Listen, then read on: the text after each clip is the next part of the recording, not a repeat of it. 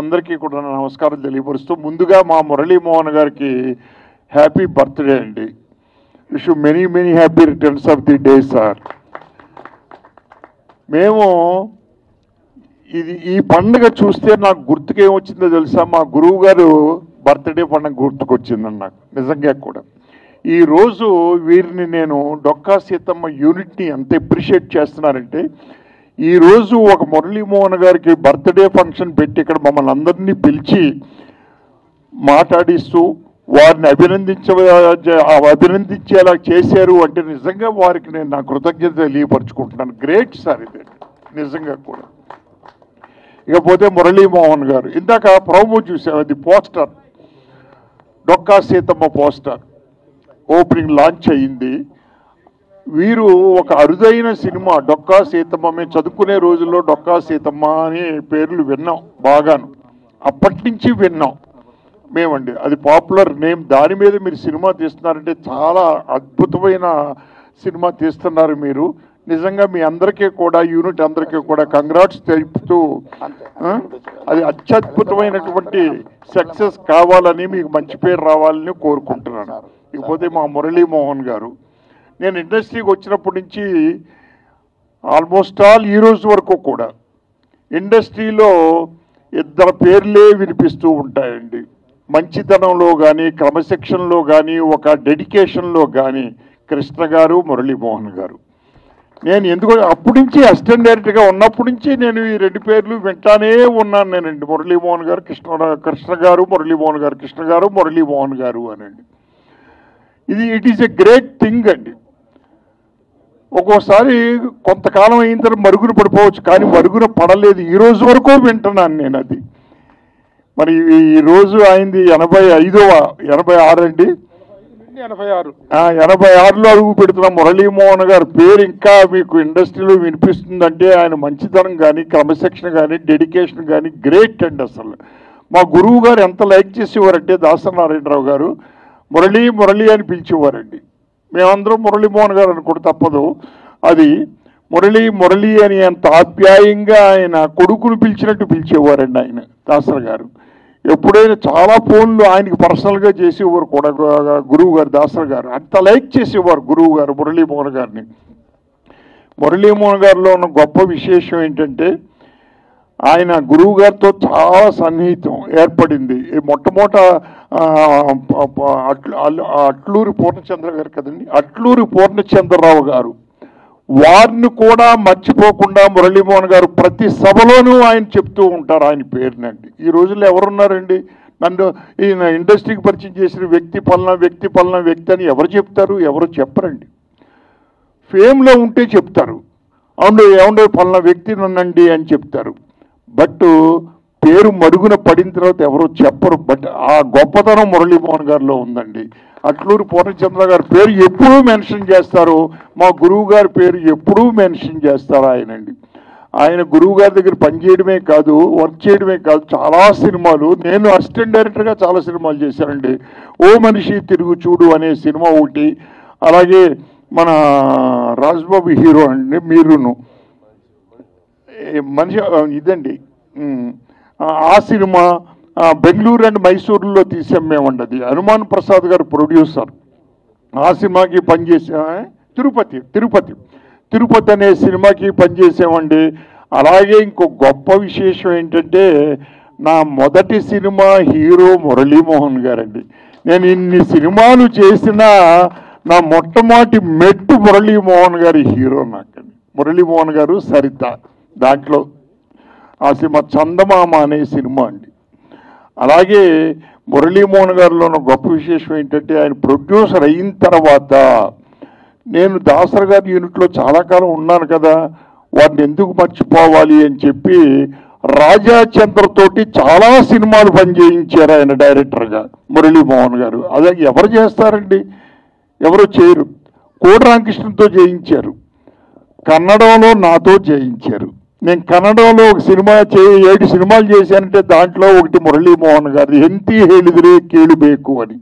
తెలుగులో కోడాకృష్ణ డైరెక్ట్ చేశాడు పెళ్ళావా మజాకా అని. పెళ్ళావా మజాక్ కాదు సార్, పెళ్ళాంతో పనేంటి కదండి, పెళ్ళాన్ని చెప్తే వినాలి, హెంతి ಹೇಳಿದ್ರೆ ಕೇಳಬೇಕು అని కన్నడలో నేను చేశాను.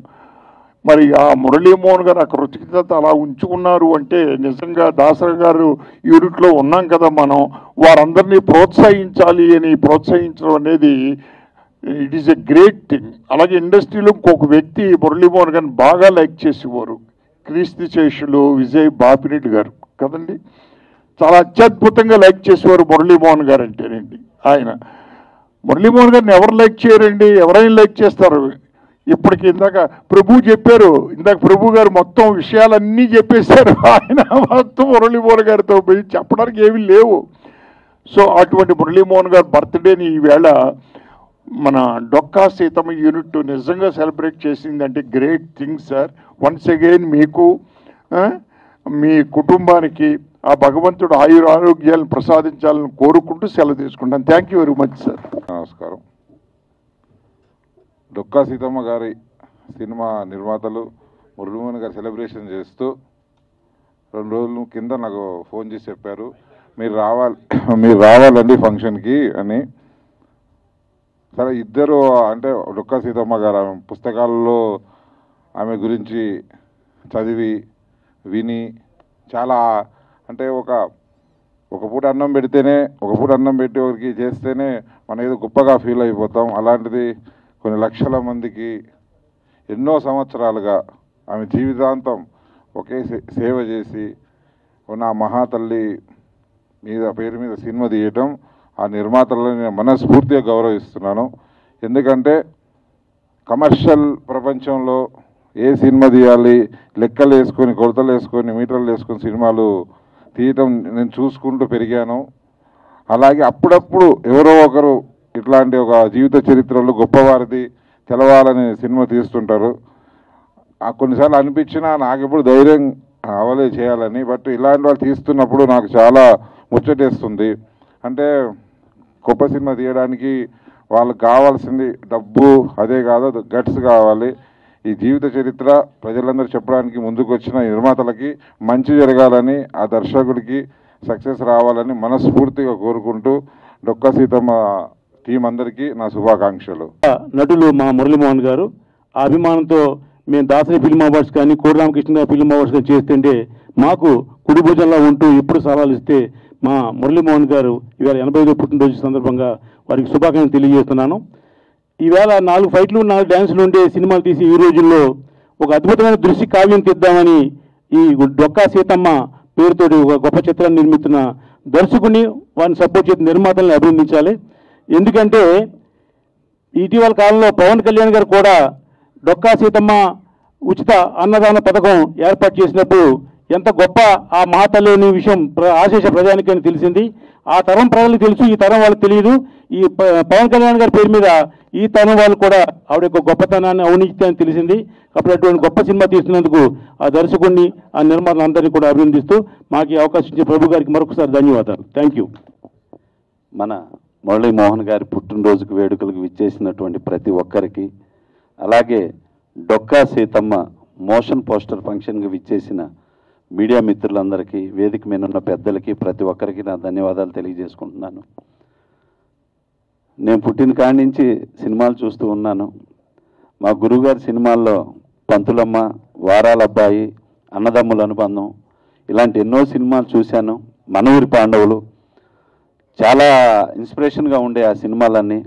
ఆయన సినిమాలు ఎంత ఇన్స్పిరేషన్గా ఉన్నాయో జీవితంలో కూడా ప్రతి ఒక్కరికి ఎంతో ఇన్స్పిరేషన్గా నిలిచిన మా గురువుగారు ఈ రోజున 86వ జన్మదినోత్సవానికి స్వాగతం చెప్పుకుంటూ నిండు నూరేళ్లు ఆ భగవంతుడి ఆశీస్సుతో ఈ చిత్ర పరిశ్రమలకు సేవలు అందించాలని మనస్ఫూర్తిగా కోరుకుంటున్నాను Guruji. Thank you so much Guruji. అలాగే డొక్కా సీతమ్మ ఇలాంటి ఒక గొప్ప చిత్రాన్ని తీయడానికి ముందుకు వచ్చినటువంటి నిర్మాతలకి, మా దర్శకుడు రవినారాయణకి, ప్రతి ఒక్కరికి మనస్ఫూర్తిగా ధన్యవాదాలు తెలియజేసుకుంటున్నానండి. ఇలాంటి సినిమాలు తీసే అదృష్టం ఒక్కడికే దక్కుతుంది. అలాంటి అదృష్టాన్ని దక్కించుకున్నందుకు ఈ చిత్రానికి గొప్ప విజయాన్ని, గొప్ప ఆశీస్సులు కలగాలని మనస్ఫూర్తిగా కోరుకుంటూ సెలవు తీసుకుంటున్నాను. Thank you so much. Thank you అండి. మీడియా వారికి, పత్రిక వారికి నమస్సుమాంజలి. ముఖ్యంగా మురళీమోహన్ గారికి జన్మదిన శుభాకాంక్షలు.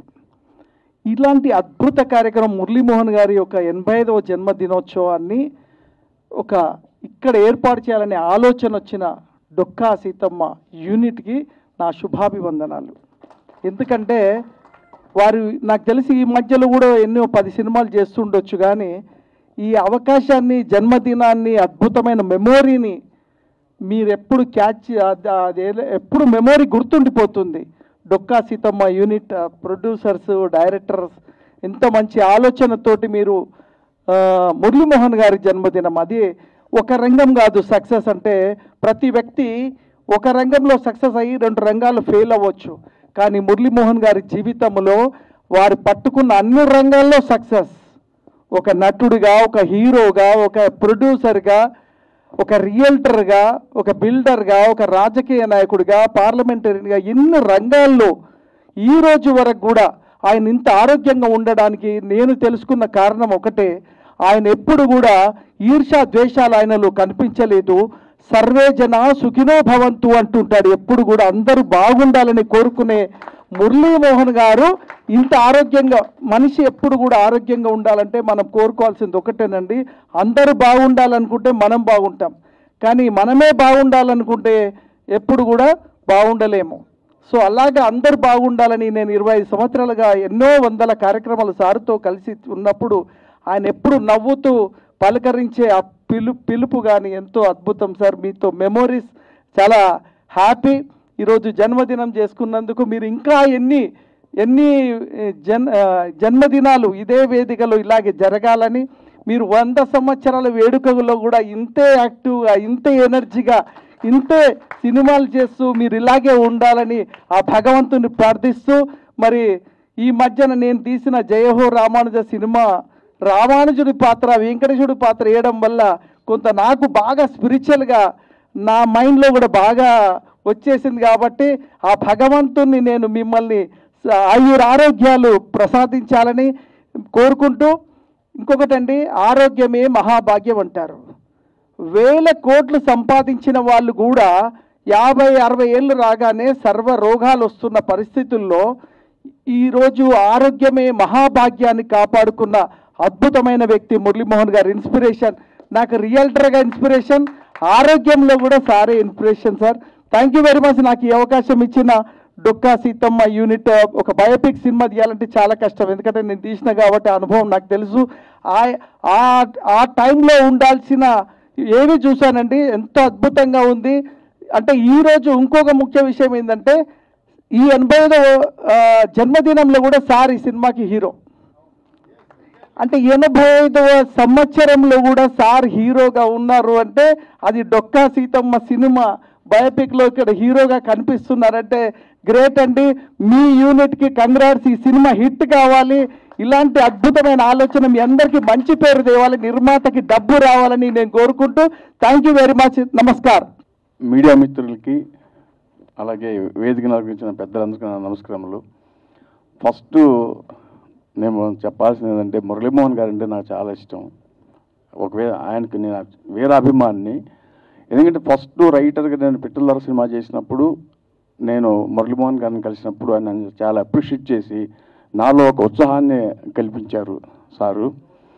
అలాంటి మురళీమోహన్ గారు అంటే నాకు ఇప్పటికి కూడా అలాగే ఇష్టంగానే ఉంటుంది. ఆయన యాక్చువల్గా ఏంటంటే ఈ మధ్య మూవీస్ చేయట్లేదు అనే ఉద్దేశంతోనే నేను ఎప్పుడు మురళీమోహన్ గారిని కలవలేకపోయాను. నేను నెహ్రూ సినిమా చేసినప్పుడు మిమ్మల్ని కలవాలనుకున్నాను సార్, కృష్ణ గారితో చేసినప్పుడు. అది అయితే మీరు చేస్తారు లేదా అని ఒక డౌట్తో నేను కలవలేకపోయాను. నెక్స్ట్ ఈ సభావేదిక నేను చెప్పేది ఏంటంటే, నా నెక్స్ట్ మూవీలో మురళీమోహన్ గారితో ఆయన్ని డైరెక్ట్ చేయాలని నా కోరిక, నా జన్మ ధన్యమైపోద్దని. అట్లాగే ఆయన ఎప్పటికీ ఆయన మహానుభావులు, మహానటులు. ఆయన కృష్ణ గారు, మన మురళీమోహన్ గారు వీళ్ళిద్దరు మహానటులు. వాళ్ళిద్దరంటే నాకు చాలా ఇష్టం, పంచ ప్రాణాలు. థ్యాంక్ యూ అండి. Thank you sir. మురళీమోహన్ గారికి మరొకసారి హ్యాపీ బర్త్డే. ఈ మూవీ చేయటం నిజంగా మా అదృష్టం అండి. మురళీమోహన్ గారు అసలు ఆయనతో మేము సినిమా చేయటం అనేది కొంచెం అదృష్టంగా భావిస్తున్నాం. మా హీరో గారు ఆయన. అయితే హీరోయిన్ గారు ఆమెని గారికి, మా బ్రదర్ డైరెక్టర్ గారు రవి నారాయణ గారికి, చాలా రవి నారాయణ గారు మా సొంత బ్రదర్. ఆయన డైరెక్టర్ కాదు కానీ ఒక ఫ్యామిలీ మెంబర్ అలా ఉన్నారని అంత కుటుంబంగా ఈ మూవీ చేస్తున్నాం. ముఖ్యంగా మురళీమోహన్ గారు మరొకసారి అభినందనలు తెలియజేస్తూ సెలవు తీసుకుంటాం. మీడియా మిత్రులకు నమస్కారం, అలాగే వేదిక మీద ఉన్న పెద్దలకు కూడా నమస్కారం. ఈరోజు 85 సంవత్సరాలు పూర్తి చేసుకొని 86వ సంవత్సరాలకి హీరోగా అడుగుపెడుతున్న మురళీమోహన్ గారికి జన్మదిన శుభాకాంక్షలు తెలుపుకుంటూ వారికి ఆ భగవంతుడు ఆయుర ఆరోగ్యాలు ప్రసాదించాలని మనసారా కోరుకుంటున్నాను. Thank you sir, thank you. అందరికీ నమస్కారం అండి. మొట్టమొదటి మా హీరో గారు, నేను డైరెక్ట్ చేస్తున్న కొంచెం మైక్ దగ్గర పెట్టుకోండి. నా మొదటి హీరో మా మురళీమోహన్ గారికి ఈరోజు పుట్టినరోజు వేడుకలలో ఇలా కలిసి పాల్గొన్నందుకు నేను చాలా సంతోషిస్తున్నాను సార్. నాకు ఈ సినిమా చెయ్యాలనే థాట్స్ అలాగున్నప్పుడు కూడా ఈ జోగన్న గారి క్యారెక్టర్ మురళీమోహన్ సార్ గారు చేస్తే బాగుంటుందనే ఉద్దేశంతో మొట్టమొదటి సార్ దగ్గరికి వెళ్ళి నేను ఆ కథ చెప్పగానే ఆ రోజు నుంచి ఈ రోజు వరకు కూడా నన్ను ఏ సందర్భంలో కూడా నాకు ఎప్పుడు కూడా డిసప్పాయింట్ చేయకుండా సహకరిస్తూ సపోర్ట్ చేస్తూ ఉన్నారు. ఈ సినిమా ఎంతగా ముందుకు వెళ్తుందంటే కారణం ఒక్క మా మురళీమోహన్ గారే సార్. మీకు సభాపూర్వకంగా మీకు థ్యాంక్స్ చెప్తున్నాను సార్.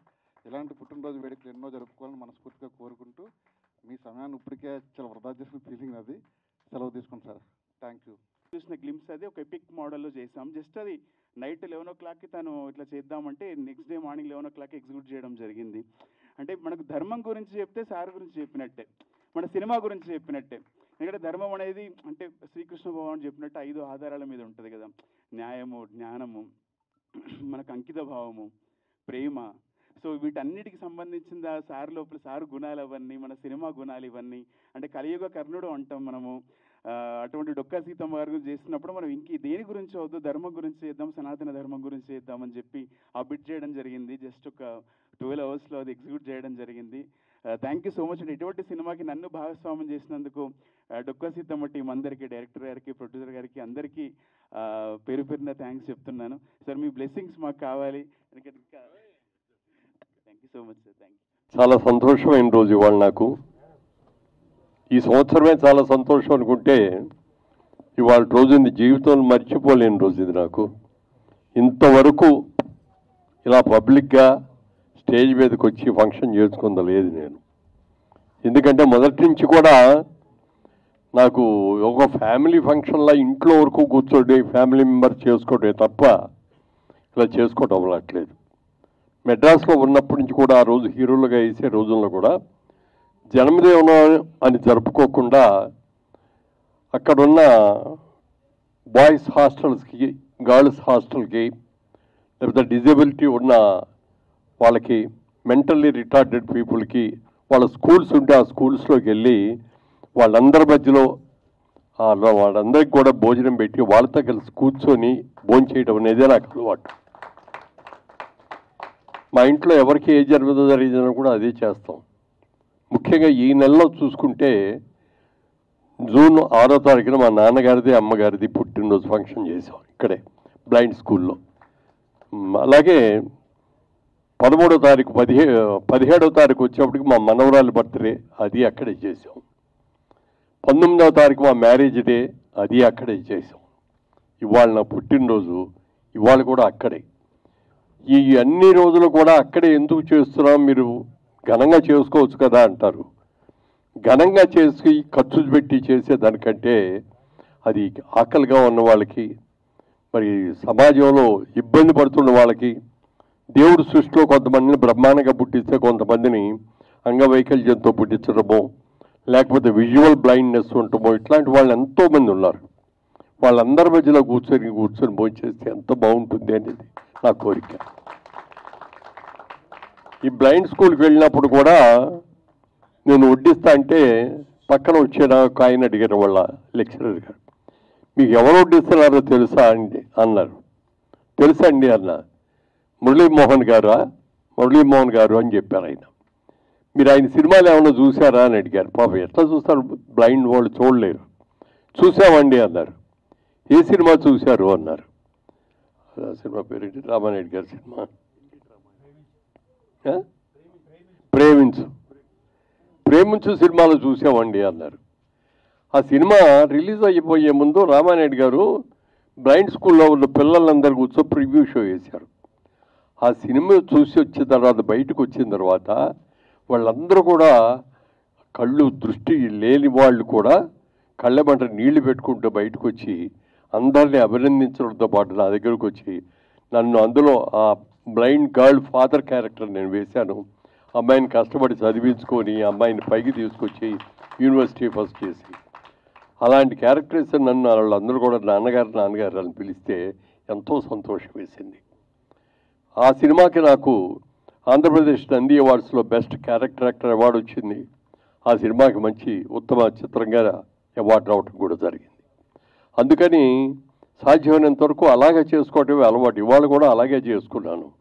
కానీ చిన్నప్పటి నుంచి మా అమ్మగారు చెప్తూ ఉండేవారు, మా వాడికి దిష్టి తగులుతుందండి బాగా ఎక్కువగా, పండగ వచ్చిందనో లేకపోతే పుట్టినరోజు వచ్చిందనో కొత్త బట్టలు వేసి ఆవిడే తలదువ్వేవారు. చిన్నప్పుడు తలదువ్వి అట్లా బజార్కి పంపిస్తే ఇల్లు వచ్చేటప్పటికి జ్వరం రావటమో దగ్గు రావటమో నీరసం రావటమో వచ్చేది.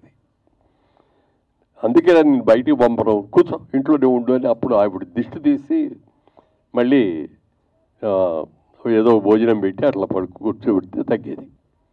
యాక్చువల్గా మొన్న 3 రోజుల క్రితం మా ఈ 3 సందర్భాలు కలిపి ఒక ఫంక్షన్ చేశారు మా అబ్బాయి అమ్మాయి. అది మేము చేసే ఫంక్షన్ కాదు, మా పిల్లలు చేయాల్సిన ఫంక్షన్.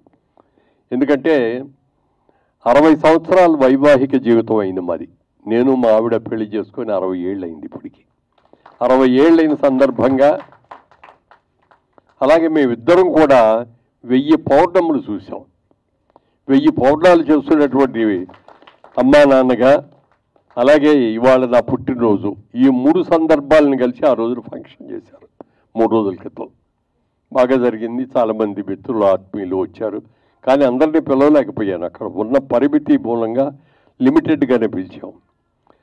ఆ రోజు వచ్చిన తర్వాత ఇప్పుడు రాత్రి బాగానే ఉన్నాను. నెక్స్ట్ డే మార్నింగ్ లేచేటప్పటికి ఒళ్ళంతా నొప్పులు, జ్వరము ఇవన్నీ వచ్చేసి ఆ రోజు అక్కడే అన్నారు కొంతమంది, బాగా ఏమండి మీరు ఇంటికి వెళ్ళగానే దిష్టి తెంచుకోండి 4 5 చెప్పారు ఇదే మాట. ఇంకా ఇప్పుడు ఎవరు దిష్టి కొడతారు లేవే, ఆ దిష్టి కొట్టే రోజులు పోయి అనుకున్నాయి. నిన్నంతా జ్వరంతో పడుకున్నా. ఇవాళ రోజులన్నా బ్లైండ్ స్కూల్కి వెళ్దాం, అక్కడికి వెళ్ళి వడ్డించాలి మనం అని అనుకుంటే మార్నింగ్ నుంచి మోషన్స్ పట్టుకున్నాయి. ఈయన చెప్పారు, వీరికి కూడా రాము చెప్పయ్యా డైరెక్టర్ గారికి, వాళ్ళకి, ప్రొడ్యూసర్లకి, నేను రాలేకపోతున్నానండి అండి, మీకోసమే చేస్తున్నారండి, బర్త్డే ఫంక్షన్ చేస్తున్నారండి, మీరు రాకపోతే బాగోదండి, ఒక అరగంటను ఉండేలండి అంటే సరే అని ఓపిక చేసుకొని వచ్చాను. వచ్చే ముందు కూడా ట్యాబ్లెట్ ఒకటి వేసుకొని మళ్ళీ ఎమర్జెన్సీ రాకుండా అటు పరిగెత్తే పని లేకుండా వచ్చాను. ఇవన్నీ ఎందుకు చెప్తున్నానంటే ప్రజలకి నా మీద ఉన్న ప్రేమే. దిష్టి అనేది ఎవరికి పడితే అడిగి దిష్టి తగలదండి. ఓ ప్రేమించిన వాడికి, ఒక మంచి వాడికి, మన ఆత్మీయుడిగా అనుకున్న వాళ్ళే దిష్టి తగులుతుంది.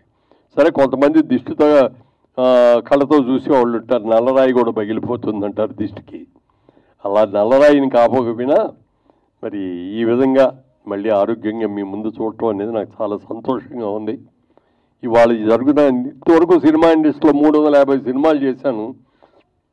ఎప్పుడు ఇలా వేదిక మీద నా బొమ్మ వేసి ఇలా జరగడం ఇదే ఫస్ట్ టైం. నేను చెప్తున్నానండి, ఈరోజే ఫస్ట్ టైం. ఎప్పుడు జరగల ఇట్లా. అలాంటి చిన్న నిర్మాతలైనా చాలా ప్రేమతో, అభిమానంతో ఇది చేసినందుకు మనస్ఫూర్తిగా వారిని అందరినీ కూడా అభినందిస్తున్నాను. ఇలాంటి అవకాశం నాకు ఇచ్చినందుకు చాలా చాలా సంతోషం.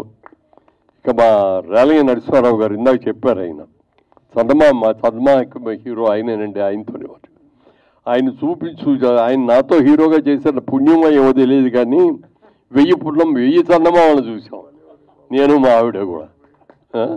అలాగే రామ్ సత్యనారాయణ గారు, ఆయన నిర్మాతల పట్ల దేవుడు. ఆయన ఎందుకు మాట్లాడుతున్నానంటే ఆయనంతటిగా ఆయన తీసిన సినిమాలే కాకుండా ఎంతోమంది సినిమా తీద్దామని మొదలుపెట్టి మధ్యలో ఆగిపోయిన వాళ్ళందరూ కూడా పిలిచి, మీకు ఎందుకు ఆ సినిమా సగం నేను పూర్తి చేసి నేను రిలీజ్ చేస్తానని చెప్పి ఎంతోమందిని ఆదుకున్న వ్యక్తి. చాలామందికి తెలుసో తెలియదో, ఏంటంటే 100 పైన తీశారు, 115 సినిమాలు తీశారు ఆయన. అంత మంచి నిర్మాత, అంత మంచి వ్యక్తి. చిన్న నిర్మాతలు వస్తారు, వాళ్ళకి ఏదైనా ఇబ్బంది పడితే మనం ఆదుకోవాలి అనేటువంటి మంచి మనసున్న వ్యక్తి ఆయన రామ సత్యనారాయణ గారు. అలాగే ఇక డొక్కా సీతమ్మ గారి గురించి, మాది వెస్ట్ గోదావరి ఈస్ట్ గోదావరి రెండే అనుకోండి. పుట్టింది వెస్ట్ గోదావరిలో అయినా నేను పార్లమెంట్ సబ్జెక్ట్గా చేసింది ఈస్ట్ గోదావరి రాజమండ్రి నుంచి. ఆవిడ కూడా ఆ జిల్లాకి సంబంధించిన ఆవిడ. ఎంతోమంది ఎన్నో రకాలుగా చెప్పారు డొక్కా సీతమ్మ గారి గురించి. కానీ నేను పుట్టేటప్పటికే ఆవిడ చనిపోయినట్టున్నారు, అప్పటికే పోయారు ఆవిడ. కానీ అందరూ చెప్పటం వింటం, ఆ ఆవిడ బుక్ కూడా ప్రింట్ చేస్తే అది చూడటం జరిగింది. లాస్ట్ టైం రాజమండ్రిలో ఉండగా పుష్కరాలు జరిగినాయండి.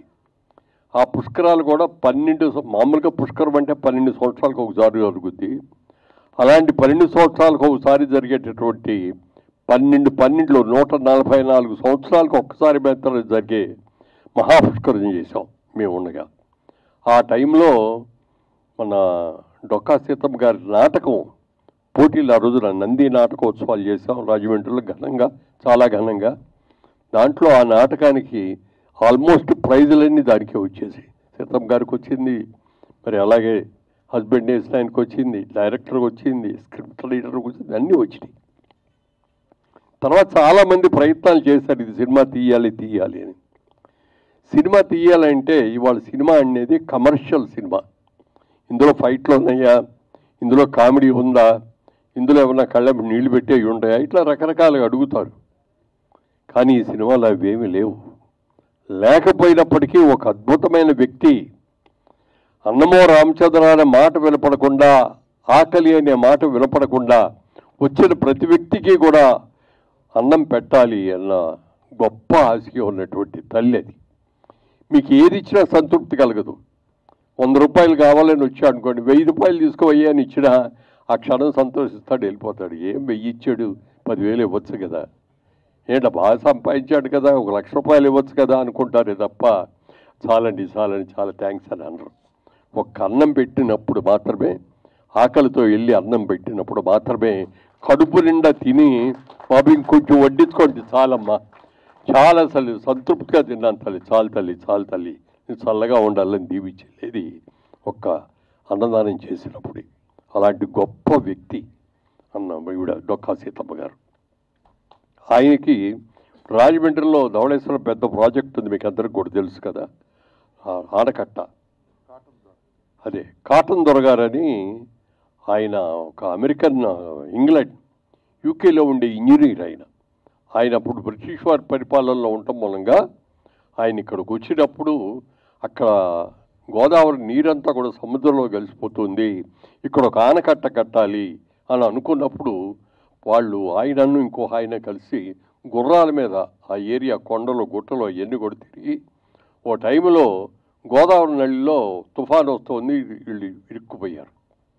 ఏం చేయాలో తెలియని పరిస్థితి, బతుకుతారో లేదో తెలియదు, ఆకలి విపరీతంగా వేస్తోంది.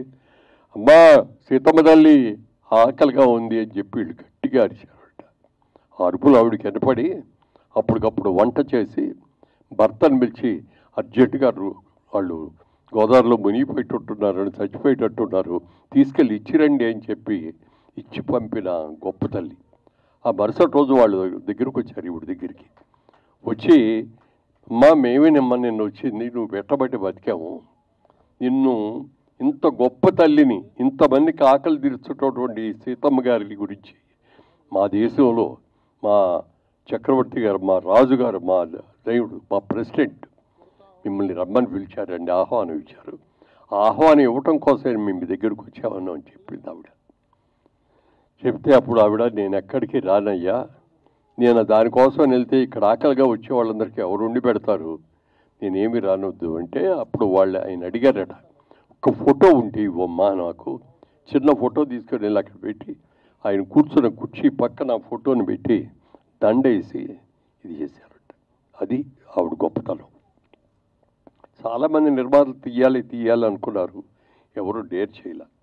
అలాంటిది మా నిర్మాతలు వీళ్ళందరూ, ఆ దర్శకుడు కానీ ఇది చెయ్యాలి, దీంట్లో లాభం ఎంత వస్తుందని కాదు, ఇది ఒక కళాఖండం లాంటి సినిమా, ఒక కన్న తల్లి ఆకలిగా వచ్చిన వాళ్ళకి అన్నం పెట్టిన చిత్రం ఇది, ఈ చిత్రం తీయాల్సిందే, ఎంత లాభం వచ్చినా నష్టం వచ్చినా అని అనుకోవటం, దానికి అనేక మంది మిత్రులందరూ కూడా చిన్న పెద్ద అని లేకుండా అనేక మంది సహకరించి వచ్చారు. ఇంతమంది సహకరించింది ఎప్పుడు కూడా సక్సెస్ అవుతుందండి. ఎందుకని చెప్తున్నానంటే హైదరాబాద్లో తీసిన మొట్టమొదటి సినిమా గురించి మీకు ఎవరికైనా గుర్తుందో లేదో, మా ఇంటి మహాలక్ష్మి అని పి గంగాధరరావు గారు ప్రొడ్యూసరు, జి రామిరెడ్డి గారు డైరెక్టర్. రామిరెడ్డి గారు అందులో గుమ్మడి గారు, జమున గారు, ఇంకా హర్నాథ్ గారు, డాక్టర్ ప్రభాకర్ రెడ్డి గారు వీళ్ళందరూ కూడా యాక్ట్ చేశారు. ఆ సినిమా రిలీజ్ చేసినప్పుడు వాళ్ళు ఎవరి దగ్గర కూడా డబ్బులు లేవు. అప్పుడు చివరికి అందరు కలిసి కూర్చొని మనందరం తలా కాస్త వేసుకుందాం, తలా 5,000 వేసుకుందాం, 16-20 మంది ప్రొడ్యూసర్ అనే పేరు పిలిచి అందరి పేర్లు బాగా చేస్తే బాగోదు అని అప్పుడు ఆ గంగాధరరావు గారి పేరు ప్రొడ్యూసర్ అనేసి ఈయన డైరెక్ట్ చేశారు. ఫస్ట్ సినిమా సారథి స్టూడియోలో తీసిన మొట్టమొదటి తెలుగు సినిమా మా ఇంటి మహాలక్ష్మి. పెద్ద హిట్ అయింది, మంచి ప్రైజులు వచ్చినాయి, మంచి అవార్డులు వచ్చినాయి. అలాగే ఈ సినిమా కూడా మంచి అవార్డు ఖచ్చితంగా రావాలి, వస్తుంది అని నాకు నమ్మకం ఉంది. అయితే ఇంకో చిన్న విషయం ఏంటంటే వాళ్ళు ఈ సినిమా తీస్తున్నారు, ఇంత పబ్లిసిటీ వచ్చేస్తుందని చెప్పి కొంతమంది ఈ సినిమా రైట్స్ బాయి, ఈ సినిమా కథ బాది. ఇది కథ కాదు, ఇది జీవిత చరిత్ర. 100 సంవత్సరాల పైన చరిత్రకి ఎవరికి రైట్స్ అనేది ఉండదు. ఎవరైనా తీసుకోవచ్చు, కాపీ రైట్ ఉండదు దానికి, ఎవరైనా తీసుకోవచ్చు. ఇవాళ నాకు గాంధీ గారి గురించి సినిమా తీయాలని ఉందనుకోండి, తీసుకోవచ్చు. నేను రామ సత్యాన్ గారికి తీయాలంటే ఆయన తీయొచ్చు, ఎవరైనా తీయొచ్చు. అందుకని వాళ్ళందరూ మాకు నోటీసులు ఇచ్చారు. ప్రొడ్యూసర్తో పాటు డైరెక్టర్తో పాటు నాకు కూడా నోటీస్ వచ్చింది. ఏమిటి అని చూస్తే ఇది సినిమా మాది, మేమే చేసాం, ఈ నాటకం మేమే రాసాం, దీని మీద రైట్స్ మాకే ఉన్నాయని. కోర్టుకు కూడా వెళ్ళాల్సిన అవసరం లేదు. కోర్టులో అసలు దాన్ని అడ్మిట్ చేసుకోరనే సంగతి నాకు తెలుసు. అలా చేసి ఎన్నో ఇబ్బందులు పెడుతున్నారు. ఎన్ని ఇబ్బందులు పెట్టినా, ఎందుకంటే అనాయాసంగా అన్నం తిరిగి తినేసి ఆహా అనుకునేదానికంటే కూడా ఆకలి ఇచ్చినప్పుడు అన్నం తింటేనే దాని గురించి అరుగుదల కూడా. అలాగే ఎన్ని కష్టాలు వచ్చినా మీరు చేస్తున్నారు, గ్యారంటీగా ఇందులో సక్సెస్ అవుతారు. డబ్బులు ఎంత వస్తాయనేది నేను చెప్పలేను, గ్యారంటీగా రివార్డు మాత్రం డెఫినెట్గా వస్తుందండి.